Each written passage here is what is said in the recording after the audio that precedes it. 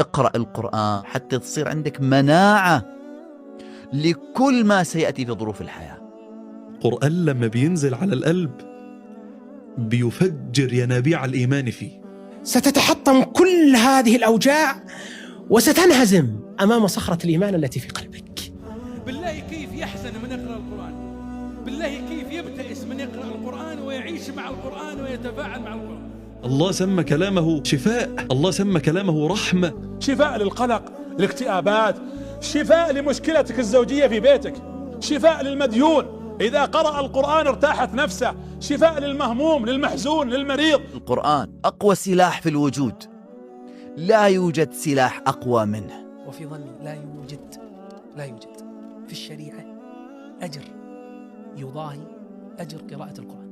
يعني أنت لو عشت فيه وتدبرت معانيه وسكن هذا القرآن قلبك، صدقني أنك بتجد له أثر عظيم. فإذا عظمناه وعرفنا حقيقته أقبلنا إليه ولا بد.